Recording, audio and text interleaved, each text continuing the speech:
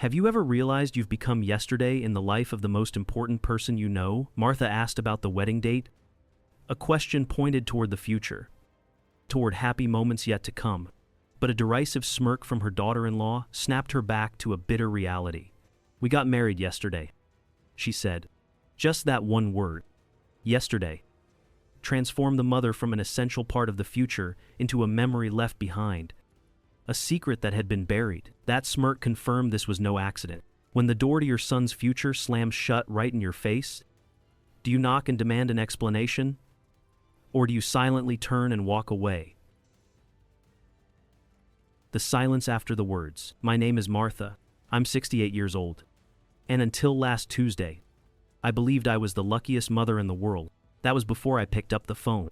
Before I asked my son, David, a simple question. It happened in my own living room. David and his wife, Simone, had stopped by. David was staring at the floor, a habit he has when he's troubled. Simone, she was looking right at me. I'd just been on the phone with my sister, my voice bubbling over with joy about the wedding.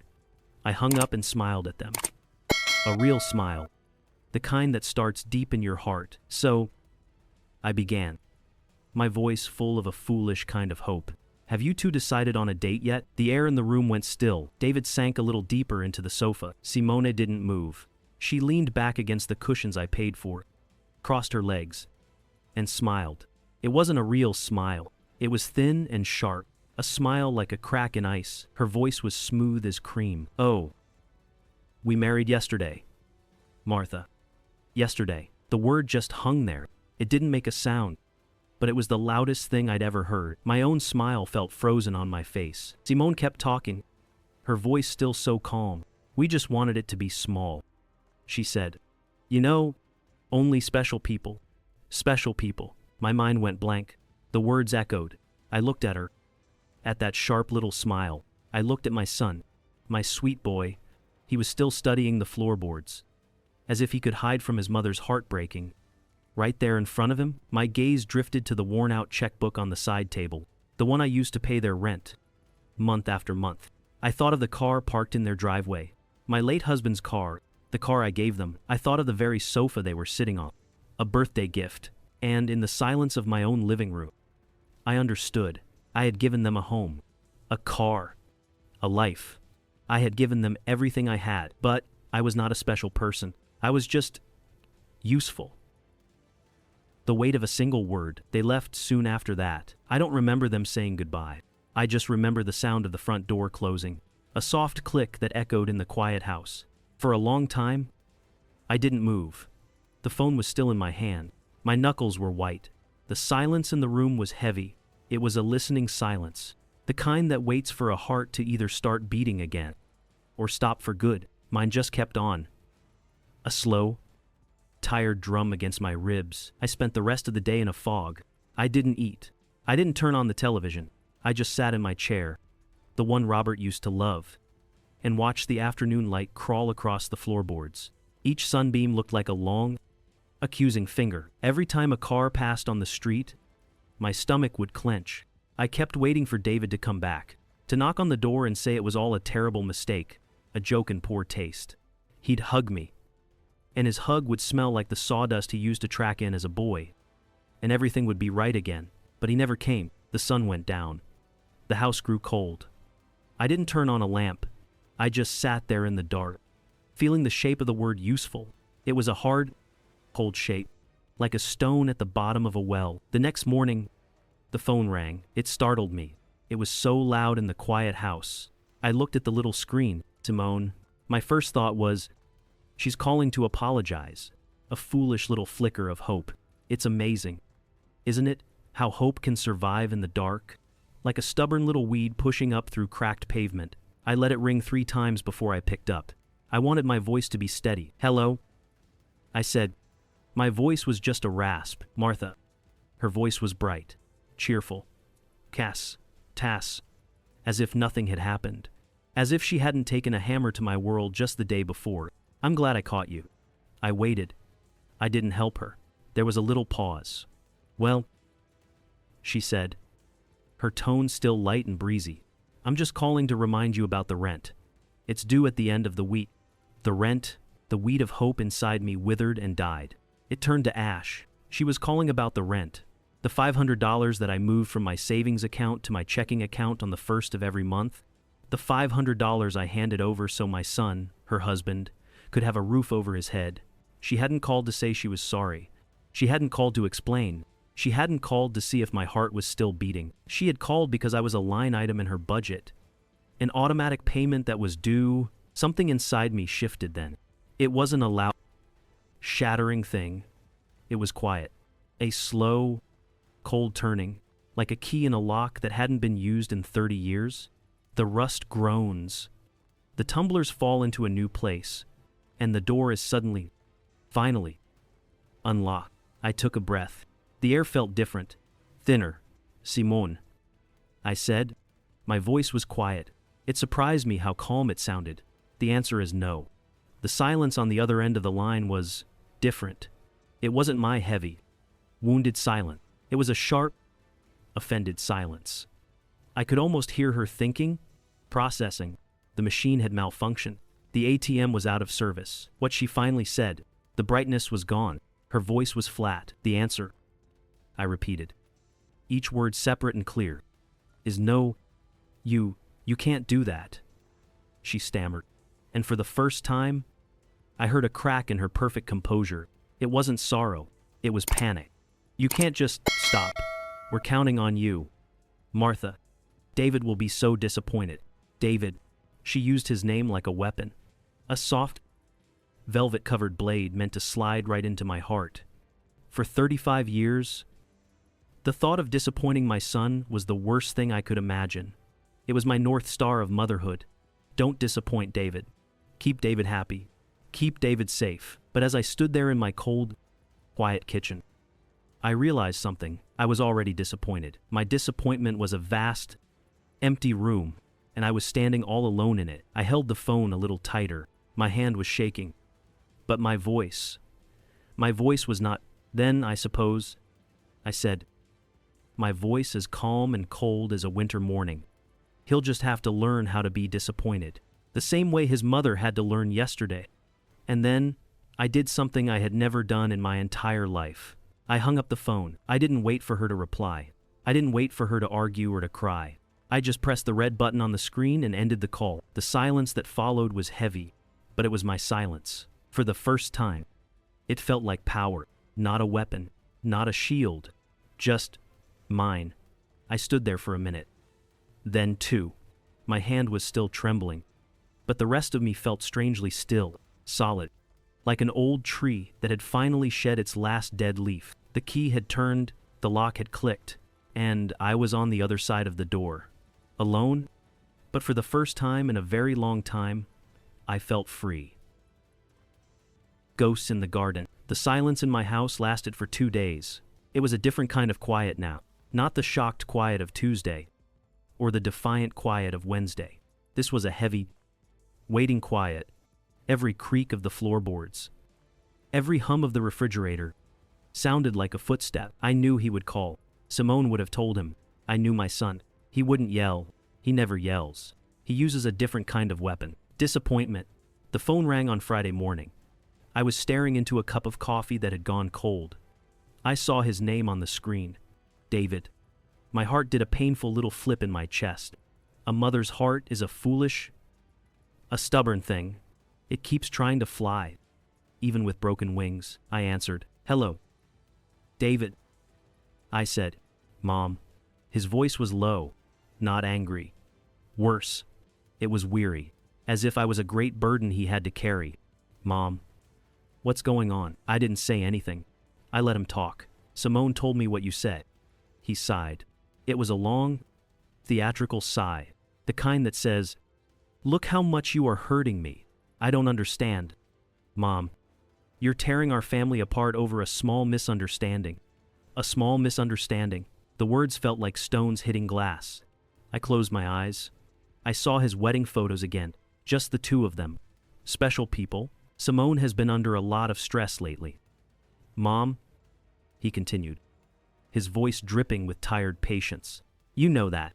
The wedding, we just wanted something simple. No fuss. And this is how you react." by cutting us off. It's not like you. He was right. It wasn't. The old Martha would have already been apologizing. The old Martha would have transferred the rent money, plus a little extra for their troubles. She would have baked a pie and driven it over to their apartment, begging for forgiveness for a crime she didn't commit. But the old Martha wasn't home anymore. Still, his words worked their poison. Doubt began to creep in. A cold, slithering thing. Was I being cruel? Was I overreacting? He was my son, my only child. Animator. Was a roof over his head more important than my wounded pride? I felt my resolve begin to crumble. The new door I had unlocked felt flimsy. The old lock, the one of habit and duty, felt heavy and familiar. David. I started, my voice weak. Just think about it. Mom, he said, cutting me off gently. Just think about what you're doing to us, to the family. And then he hung up. He didn't say I love you. He didn't ask how I was. He just left me there, with the weight of his disappointment pressing down on me, heavier than a blanket of snow. I sat there for a long time. The house felt haunted now, haunted by the ghost of the mother I was supposed to be. The good mother, the forgiving mother. I couldn't stay there. I just couldn't. I grabbed my car keys and my purse. I didn't know where I was going at first. I just drove. The streets of Atlanta blurred past my window. After a while, I found myself turning onto a familiar road, the one lined with old oak trees that leads to St. Mary's Cemetery. I hadn't been there in months. I always found an excuse. I was too busy. The traffic was too bad. Or David and Simone needed something. The truth is, it hurt to go. It hurt to see his name carved in cold, hard granite. Robert James Miller, beloved husband and father. The air was still and quiet here. The only sound was the wind rustling through the leaves. I knelt down beside the headstone. It was speckled with dirt and a few fallen leaves. A little patch of weeds had started to grow at the base. My hands began to move without me thinking. I brushed away the leaves. I pulled the weeds, their roots clinging stubbornly to the earth. I took a handkerchief from my purse and wiped the dust from his name. It was a simple, mindless task, a way to make something clean again. When I was done, I just sat there on the cool grass. The stone felt solid beside me. Oh, Robert, I whispered to the quiet air. My voice was thick with tears. I hadn't let myself cry. I think I made a mess of things. I talked for a long time. I told him everything. About the wedding. About Simone's smile. About David's voice on the phone. I told him about the $33,400. I said the number out loud. It sounded obscene in the peaceful quiet of the cemetery. I'm sorry, Robert, I finally said, my hand resting on the top of the cool stone. I think I let the money you worked so hard for become a chain. After you were gone, I was so lonely, and I tried to use it to buy back the love I lost when you left. The wind sighed through the trees. It almost sounded like him, but you can't buy love. Can you? Robert, I said, a tear finally tracing a path down my cheek. Real love isn't for sale. I sat there until the afternoon sun began to dip below the trees, casting long shadows across the grass. Wiping my eyes, I slowly got to my feet. A sense of calm had settled over me. It wasn't happiness. It wasn't even peace. It was just clarity. The ghost of the mother I was supposed to be had faded. I wasn't fighting for my pride. I wasn't fighting over money. I was fighting for the woman Robert had loved.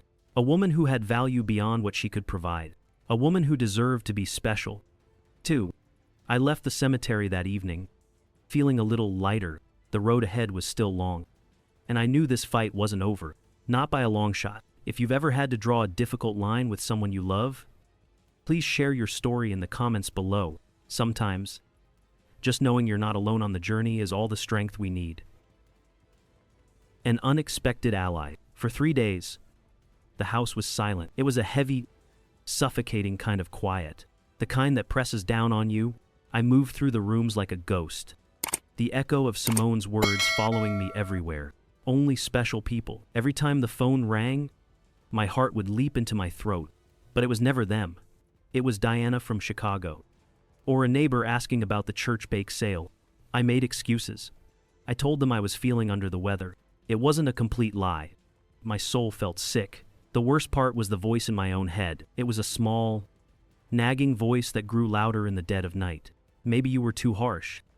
Martha, it would whisper, he's your only son. What is money? Really, just paper. Is it worth losing your boy over? That voice was my enemy, but it was so hard to fight. It sounded so much like love. On the third day, a Friday, the loneliness became unbearable. The silence was no longer quiet. It was screaming. I sat in my armchair, the one Robert used to love, and I picked up the phone. My thumb hovered over David's name in my contact list. My eyes welled up.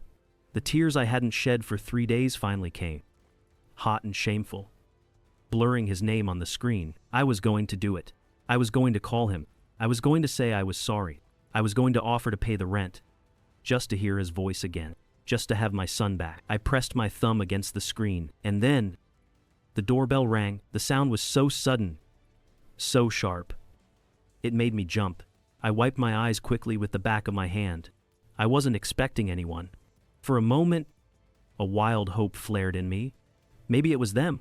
Maybe they had come to apologize. I opened the door, my heart pounding, but it wasn't David and Simone. It was a woman I'd never met. She was about my age, with kind eyes and a warm smile that reached them. She was holding a small plate covered in foil. "Hello there," she said, her voice gentle. "I'm Eleanor. I just moved in next door, in the little blue house. I was baking some oatmeal raisin cookies, and I made too many. Thought I'd share." I just stared at her. I didn't know what to say. My mind was still on the phone call I had almost made. "Oh, forgive me," she said, noticing my expression. "Did I come at a bad time?" "No." I managed to say, my voice raspy. "No, not at all. Please, come in." I took the plate from her. The foil was still warm. We went into the kitchen, and I put the kettle on for tea. It was all automatic. My hands knew what to do. Even when my mind was a mess, we sat at my small kitchen table. She didn't pry. She didn't ask questions. She just talked about the neighborhood, about the big oak tree in her yard. It was nice. It was normal. I don't know why I did it. Maybe it was her kind eyes. Maybe it was the simple, decent act of a neighbor bringing over cookies. But as I poured the tea, the words just came out. "My son got married," I said, my voice barely a whisper. Eleanor smiled. "Oh, how wonderful. Congratulations." "He didn't invite me," I added. Her smile faded. She didn't say anything. She just waited. And, in her silence, I felt a space open up. A space for my story, so I told her. I told her everything. The phone call, Simone's sharp little smile, the words, "only special people." I told her about the rent, the sofa, the car. I told her about the loneliness and the voice in my head that was telling me to give in. I expected her to be shocked, to gasp, to tell me how awful it all was, but she didn't. She just listened, nodding slowly, her eyes full of a deep, knowing sadness. When I finished, my cup of tea was cold. I felt empty, wrung out. Eleanor reached across the table and placed her hand gently on mine. Her skin was warm. "My grandson," she said softly. "He's a good boy. I love him to pieces. But he started to think my retirement account was his personal piggy bank."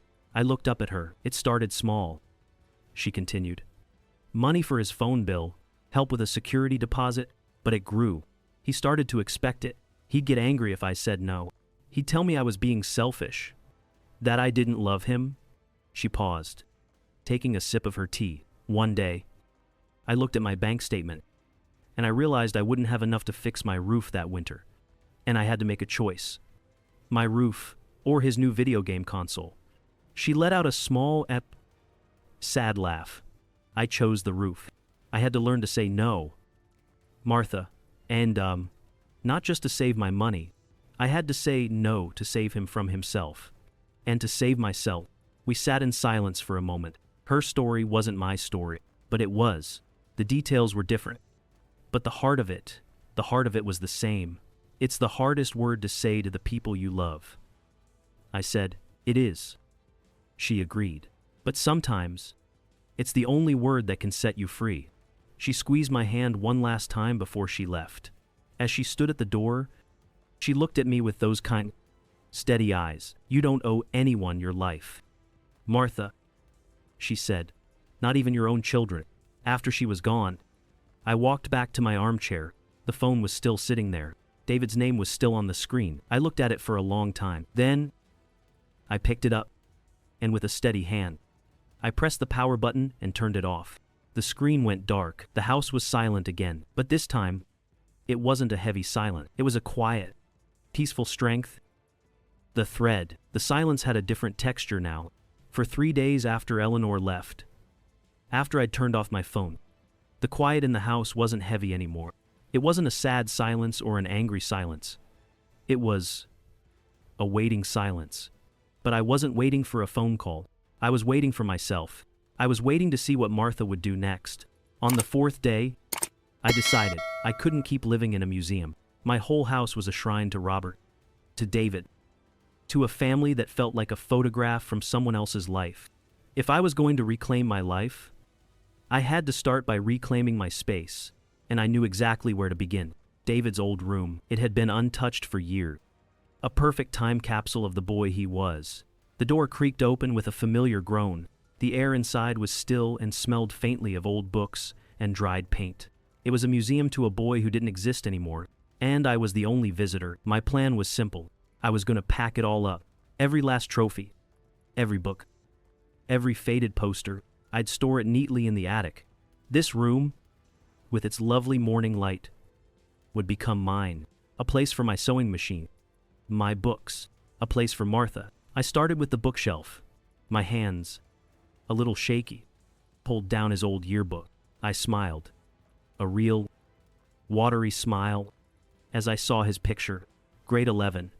That goofy, toothy grin he had before he got self-conscious. I could almost hear his laugh. I ran my thumb over his face. A young man full of promises the world hadn't broken yet. Next came a cardboard box from the closet, filled with things he deemed important enough to save, but not important enough to take with him. I sat on the floor and lifted the lid. On top was a Little League trophy, its plastic gold finish flaking off. Astros, most improved player. I remembered that season. Robert had been so proud, his voice booming from the bleachers.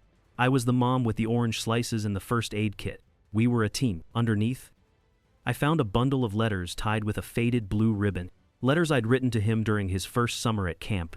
I unfolded one. My own cursive, so much neater than, filled the page.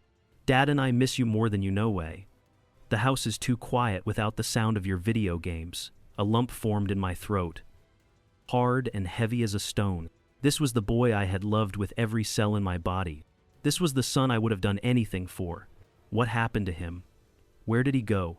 The sweet warmth of the memory turned cold, and the gnawing sadness I'd been keeping at bay came creeping back in. I put the letter down. This was harder than I thought. I decided to tackle the big stuff first. Less thinking, more doing.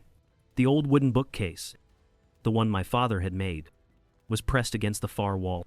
It was heavy, and it would need to be moved if I was ever going to paint. It took all my 68-year-old strength, but I managed to rock it back and forth, inch by inch, its legs groaning in protest against the old hardwood floor. Dust bunnies, the size of small animals, scattered.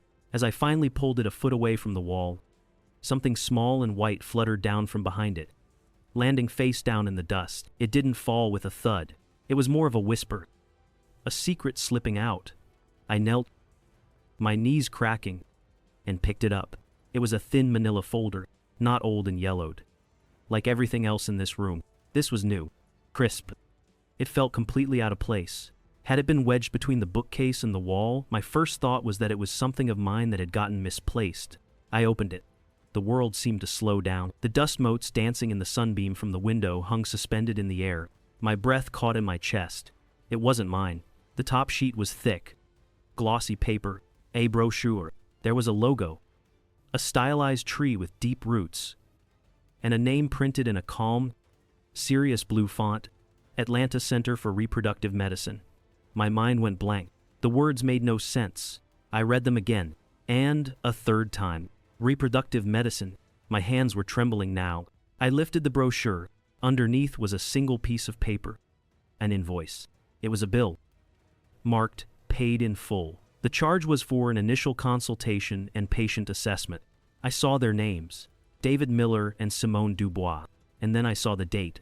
It was from 6 months ago, long before the wedding. I just sat there, on the floor of my son's childhood room, surrounded by the ghosts of who we used to be, the trophy, the letters, the goofy smile in the yearbook. None of it made sense next to this. This was an adult secret, a serious secret. Why was it here? In my house, David hadn't lived here in 10 years, but he visited.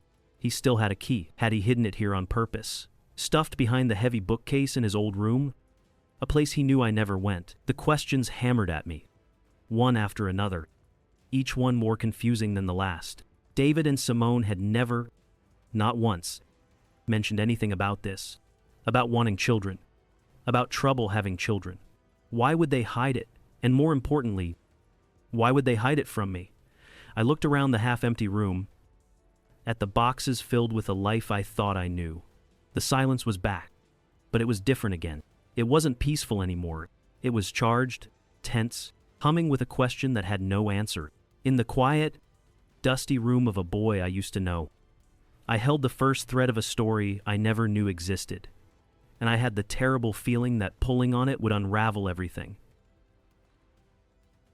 Pieces of a puzzle. I didn't sleep Sunday night.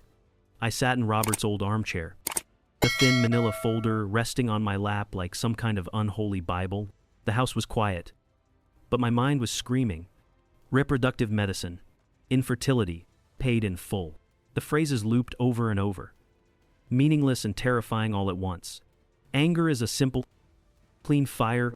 It burns hot and bright, and you know exactly where you stand. But this was different. This was a cold, creeping fog of confusion. It coiled in my stomach and made it hard to breathe. By Monday morning, I knew I couldn't just sit with it. The fog would choke me. I needed facts. I needed pieces. My first thought was Carol Peterson. We'd sung in the church choir together for 20 years before she retired. She was a registered nurse for 40 years over at Emory. Sharp as a tack and the most discreet woman I know. I found her number in my old address book and dialed, my hand feeling unsteady. "Martha, what a nice surprise." Her cheerful voice answered. "Hi. Carol, I hope I'm not catching you at a bad time." "Not at all, dear. Just enjoying my morning tea." "What's on your mind?" I took a breath, trying to make my voice sound casual. "It's a strange question. I was talking to a friend of a friend from my old neighborhood. She was telling me about her daughter having some trouble. You know, starting a family." The lie felt clumsy on my tongue. "They mentioned a place, the Atlanta Center for Reproductive Medicine. Have you ever heard of it?" There was a slight pause. "Oh, yes," Carol said, her voice softening with a nurse's practiced compassion. "It's one of the best in the state, very well respected. If her daughter is going there, she's in good hands." What kind of work do they do?" "Exactly. Well, all sorts of things. But their main focus is IVF. In vitro fertilization. IVF. I'd heard the term. Of course, test tube babies, they used to call it. It always seemed like something that happened to other people, in movies." "That sounds complicated," I said carefully. "It is, dear. It's a grueling process for the couple, physically and emotionally. And financially, well, Lord have mercy. It's not for the faint of heart. Financially." The word hung in the air. "Thank you, Carol. You've been a big help." "Of course, Martha. Tell your friend's daughter I'll keep her in my prayers." After I hung up, I sat at my little desk in the corner of the kitchen, the one with the old, slow desktop computer. My fingers felt like clumsy sausages as I typed www.googlecom into the search bar. My first search was for the clinic. It looked just like the brochure, professional and expensive. My second search was just 3 letters, IVF. I clicked on a link that led to a support forum. The name of the site was Pathway to Parents. The screen filled with posts from women and men, their words painting a picture of a world I never knew existed. A woman named ATL Hopeful wrote, "Third cycle failed. Don't know how we're gonna pay for a fourth. Maxed out 2 credit cards and borrowed from my 401 Kelvins. The heartbreak is one thing, but the debt is suffocating." A man with the username Dad in Waiting posted, "Just paid $18,000 for our first round, not including meds. My wife is a pincushion of hormones, and I feel so helpless." You start to feel like a complete failure. 15,000,000. Lean. 20,000,000. Lean. Per cycle. The numbers leaped off the screen. They didn't seem real. It was more than a down payment on a house in my day. It was a new car. It was a staggering amount of money. I scrolled and scrolled, reading stories of painful injections, invasive procedures, crushing disappointment, and the glimmer of stubborn, desperate hope that kept them going back for more. I pushed my chair back from the desk, my heart pounding. My image of David and Simone lounging on my sofa, driving my husband's car, too lazy or too entitled to pay their own way, started to fracture. It was like a photograph cracking under pressure. And then, the other pieces started to fall into place. Tiny, insignificant memories that now felt like clues. Christmas. 2 years ago. Simone waving away the glass of wine I offered. "I'm not feeling it tonight," she'd said. Last Easter, she looked so pale. I'd thought she was being sullen. I remembered asking if she was ill, and David had answered for her. A little too quickly. Just tired. Long week at work. And all those times they couldn't commit to a family vacation or a weekend trip. Their excuses were always vague. "We have to save up. It's not a good time." I had heard we need to save up and thought it meant they were irresponsible. But what if they were saving for this? My mind flashed to that number I'd calculated at Robert's grave. The one I'd said out loud. $33,400. The total I'd given them in rent. For the car. For the furniture. I had seen it as the price of their dependence. The cost of my usefulness. But now, oh, my God. I grabbed a pen, my hand shaking, and scribbled on the back of an envelope. 15,000. 000 plus $15. Ling. That was $30. Ling. And that didn't even include the medications. The consultation fees. The number wasn't just for rent and living expenses. It was almost exactly the price of 2 cycles of IVF. The money I thought they were squandering, they were using it to try and build a family. In secret, the anger I had held onto so tightly, the righteous indignation that had been my shield for the past week, it didn't vanish, but it was suddenly crowded out by a swirling, sickening wave of confusion. They were in a private hell, a world of debt and disappointment and painful medical procedures, and they were going through it utterly alone. But why? Why wouldn't they just tell me? Why hide it and let me think they were just lazy? Why get married in secret? I sat there in the quiet of my kitchen, the pieces of a puzzle I never knew existed scattered all around me. And for the first time, I realized this story wasn't just about my pain. It was about theirs, too. And I didn't understand it at all. The unraveling. The checkbook register sat closed on my kitchen table, a silent testament to my own foolish, bitter accounting. The computer screen in the other room was still lit up with the stories of strangers, their pain and hope glowing in the dim light. But I couldn't sit still with this new knowledge. It was too big, too heavy. It was like holding a handful of puzzle pieces that formed a picture I didn't recognize and couldn't bear to look at. My anger was gone. It had been a clean, hot fire. But this new reality had smothered it, leaving behind only the cold ash of confusion and a deep, aching sorrow. Seeing the numbers online was one thing. Understanding them in my head was another. But I needed to see it with my own eyes. I don't know why. I just knew I couldn't move forward until I did. I didn't make a plan. I didn't even grab my purse. I just picked up my car keys from the hook by the door and walked out into the cool afternoon air. It felt like I was being pulled by an invisible string, a thread of undeniable truth that was drawing me across the city. I put the address for the Atlanta Center for Reproductive Medicine into my phone's GPS, and I drove. My hands were steady on the wheel, but my insides were a mess. I felt like a spy, a trespasser intruding on a grief that wasn't mine to witness. With every mile that passed, a voice in my head screamed at me to turn around, to go home and pretend I hadn't found that folder, but I couldn't. I had to know. I found the building easily. It was a modern, discreet building of glass and brick, nestled in a quiet office park. It looked serene, professional, hopeful. I didn't park in their lot. I pulled into a spot across the street, partially hidden by the shade of a large oak tree. From there, I had a clear view of the front entrance. And then, I waited. The minutes ticked by, each one stretching into an eternity. I watched other couples come and go, a young pair, holding hands so tightly their knuckles were white. A woman who came out alone, her face a blank mask as she got into her car and just sat there, staring at her steering wheel for a long time before driving away. A man and a woman who walked out smiling. A fragile, tentative smile that seemed to hold all the hope in the world.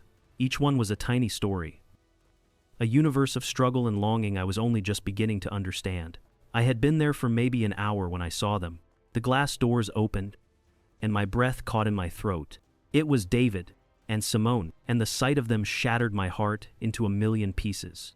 This wasn't the sharp, smirking Simone I knew. This was a woman utterly broken. Her face was blotchy and swollen, her body racked with sobs so deep I could feel them from across the street. She wasn't just crying, she was grieving, her body collapsing in on itself with the weight of it. And David, my son, he wasn't the defensive, evasive man who had sighed at me on the phone. He was just holding his wife. His arm was wrapped tightly around her shoulders, anchoring her. He murmured something into her hair. His own face, a mask of helpless, profound sorrow.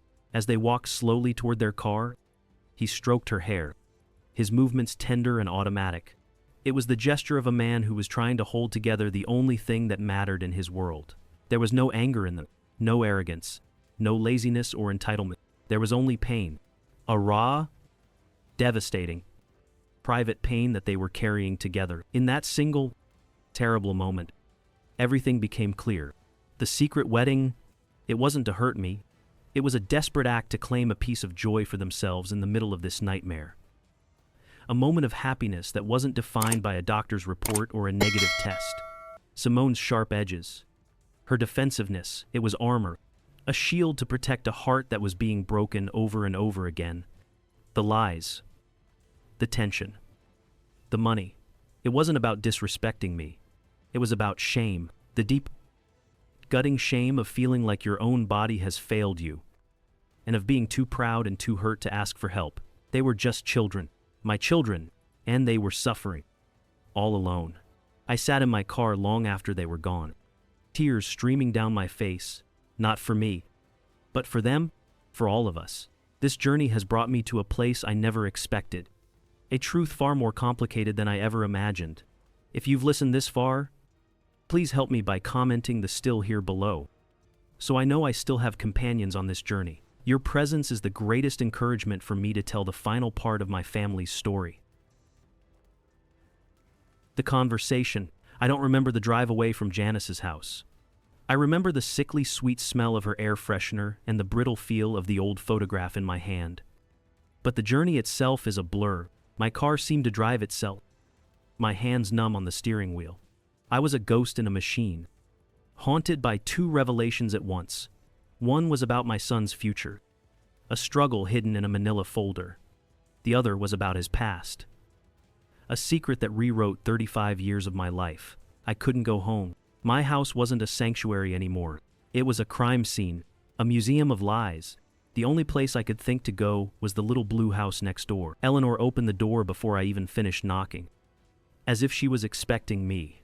She took one look at my face, my pale, tear-streaked, shattered face, and her warm smile fell away, replaced by a deep, immediate concern. "Oh, Martha, honey, come in," she said, her voice soft as she wrapped a gentle arm around my shoulders and guided me inside. I collapsed at her kitchen table, the same table where I'd found the first thread of courage just days before. This time, I had no courage left. I was empty. I laid the photograph of the stranger on the table, my hand shaking so hard it made the image tremble. And then, the story came out, not in a neat, orderly line, but in a flood, a torrent of broken words and ragged sobs. I told her everything. The folder, the IVF, the forum, the numbers, and then the new, raw wound. Janice's story, the affair, the lie Robert and I had lived, the fact that the boy I called my son didn't share a drop of my blood. Eleanor didn't interrupt. She didn't gasp or offer platitudes. She just sat there, her presence a solid, comforting weight in the swirling chaos of my mind. She refilled my teacup when it went empty. She pushed a box of tissues closer to me when my sobs started up again. She just listened when I finally ran out of words, my voice a raw whisper. I looked up at her, my eyes pleading. What do I do? Eleanor, what can I possibly do now? She reached across the table, her warm hand covering mine. There's nothing you can do to change what's happened. Martha, she said gently, the only thing you can decide is who you're going to be now. She paused, her gaze steady and kind. Love is a complicated thing. Sometimes we think we're showing it by writing checks, by fixing problems, by giving things. But sometimes, love just needs to be about listening, about being present in the pain, not trying to pave it over with money. Your children need their mother, Martha, not their benefactor. Her words cut through the noise.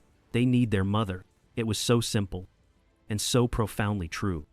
I had been so focused on what they had taken from me. I hadn't stopped to think about what they might actually need. A strange calm settled over me. It wasn't peace. It was clarity. I knew, with a certainty that started deep in my bones, what I had to do next. I stood up from her table. Thank you, Eleanor, I said, and the words felt inadequate for the anchor she had been for me. I walked out to my car, pulled out my phone, and found his name. My thumb was steady as I pressed the call button. He answered on the second ring, his voice wary. Mom. I didn't waste time with pleasantries. My voice was quiet, but it held a new kind of weight. It was not the voice of a victim or a martyr. It was the voice of a mother. David, I said. I know. I'm on my way over. We need to talk. I didn't wait for a reply. I hung up. The drive to their apartment was different. I saw the road this time. The stoplights, the trees, the people on the sidewalk. When I pulled into their complex, I saw their lights were on. They were waiting. Simone opened the door. Her face was pale, her eyes wide with fear. David was standing right behind her, his hands shoved in his pockets, looking like a little boy braced for a scolding. The air was thick with unspoken words. I walked past them into the living room, my living room, with the sofa I had paid for, and I turned to face them. They stood together, a united front of fear and exhaustion.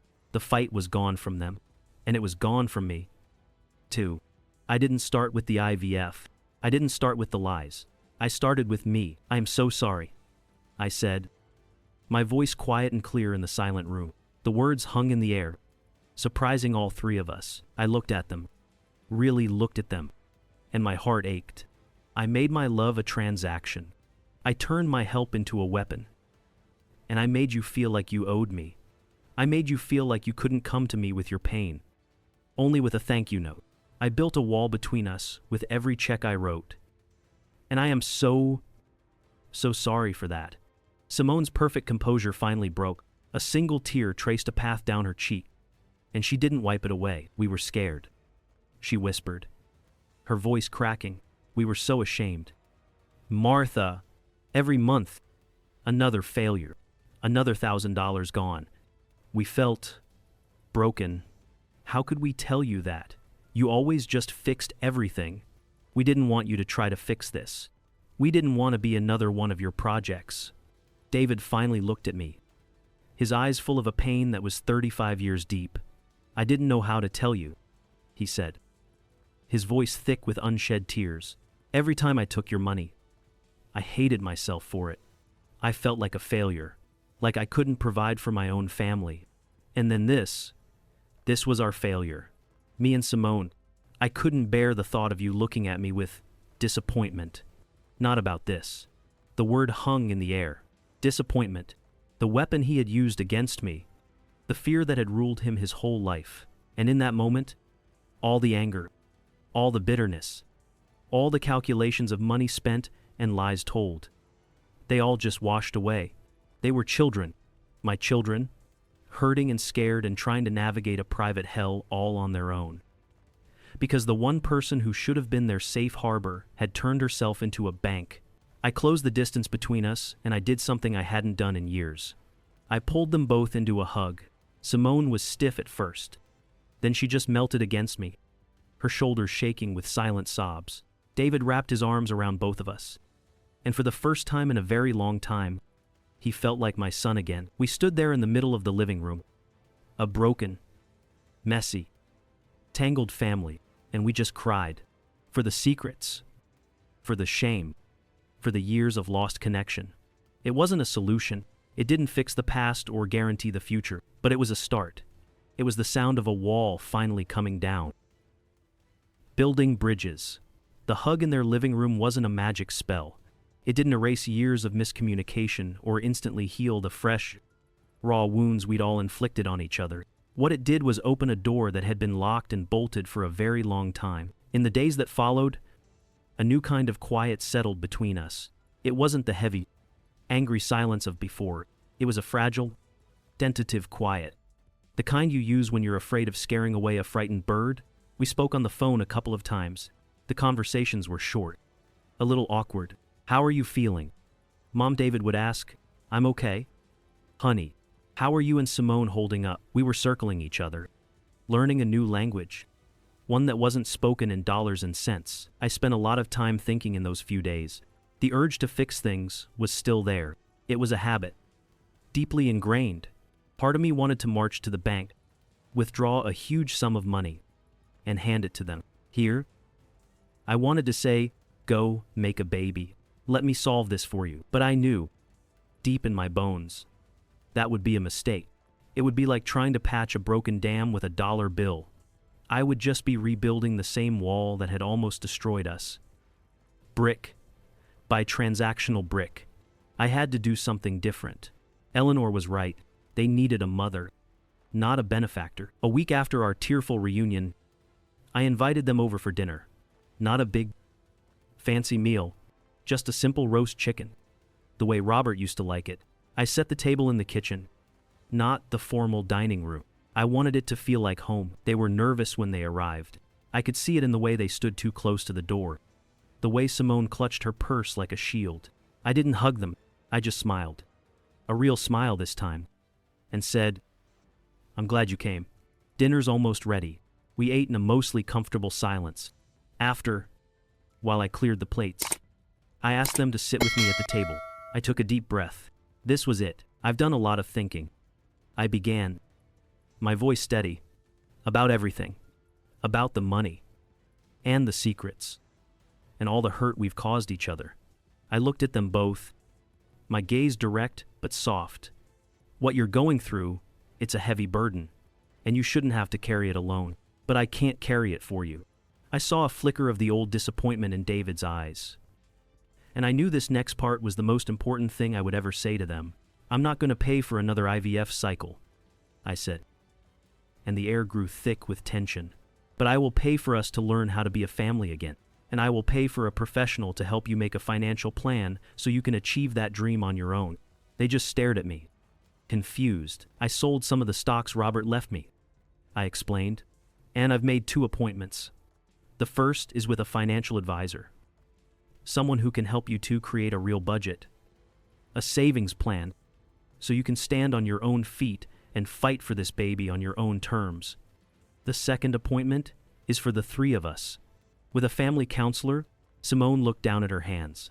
David just looked at me, his eyes searching my face. "I love you both," I said, my voice thick with emotion. "More than anything, but we're broken, and I don't know how to fix us. But I'm willing to learn. I'm not offering a handout. I'm offering a hand up. For all of us." The first therapy session was excruciatingly awkward. The 3 of us sat in plush, uncomfortable chairs, staring at a kind-faced woman who asked us gentle, probing questions. We stumbled over our words. There were long silences, but we didn't leave. We stayed for the whole hour. We agreed to come back. It was a start. The meeting with the financial planner was more practical. He was a no-nonsense man who spread their income and expenses out on a spreadsheet for the first time.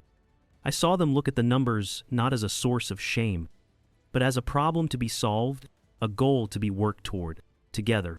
The real change, though, came in a small, unexpected moment about 2 weeks later. The phone rang one Tuesday afternoon. Hello. Hi. Martha. It's Simone. My heart did a little flip. I braced myself. A reflex I was still trying to unlearn. I just called to see how you were doing, she said, her voice a little hesitant. That's all. Just wanted to see how your day was. And I smiled. It was a small thing, a simple phone call, but it wasn't about rent. It wasn't about a problem to be solved. It was just a connection. I'm doing just fine. Simone, I said, and my voice was warm and light. Thank you for calling. We don't have all the answers. I don't know if they'll ever have the baby they're fighting so hard for. I don't know if our family will ever be perfectly healed. There are still scars.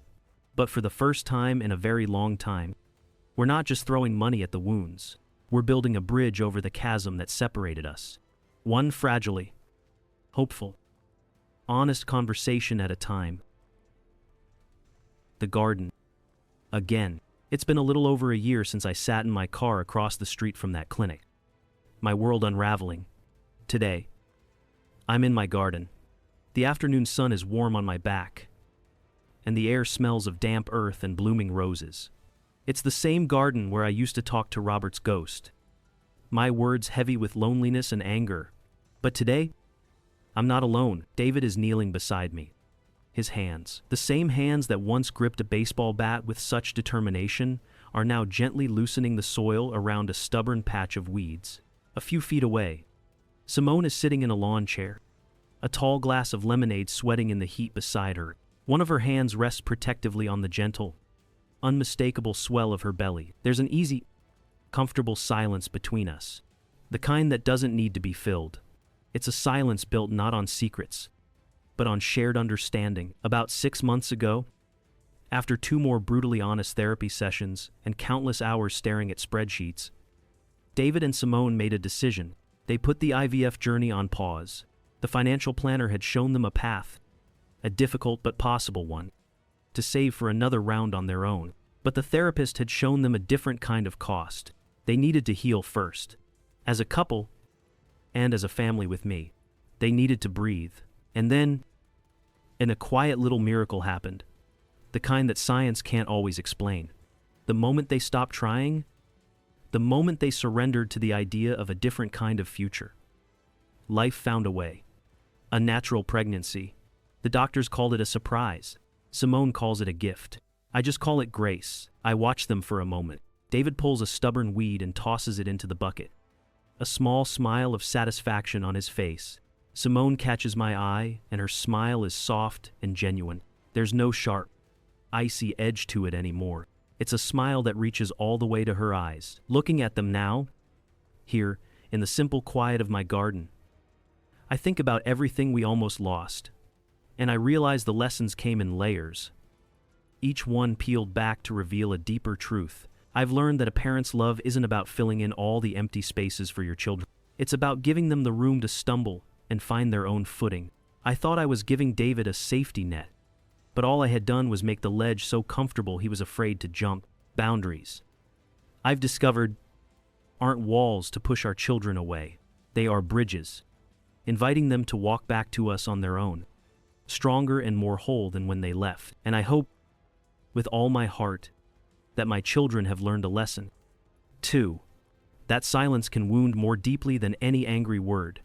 That honesty, no matter how hard it is to speak, is the only soil where trust can ever truly grow. Sharing their pain wouldn't have been a burden, it would have been a privilege to carry it with them. We live in a world that moves so fast, a world that measures our worth in bank statements and job titles. We've forgotten how to talk about our failures, our secret heartbreaks. We, the 3 of us, we almost lost each other to the twin poisons of money and silence. But in the end, It was the breaking that taught us what was worth holding on to. It taught us that the greatest asset a family has can't be counted or deposited. It can only be felt. David stands up, brushing the dirt from his jeans. He looks over at Simone, and the love that passes between them is a tangible thing, quiet and strong. Then, he looks at me, and in his eyes, I no longer see a boy who needs protecting. I see a man, a husband, a father-to-be, and for the first time in a very long time, I feel a profound and lasting peace. The silence in my heart is finally, truly, my own, and it is full of light. So there we have it, a family pulled back from the brink, not by money, but by honesty. But let's be real for a moment. Who was truly at fault here? Was it Martha, for using her money like a leash? Or was it David and Simone, for hiding such a devastating secret and allowing the resentment to build? There are no easy answers. The comment section is our living room for this discussion. So let your voice be heard. I want to know exactly what you think.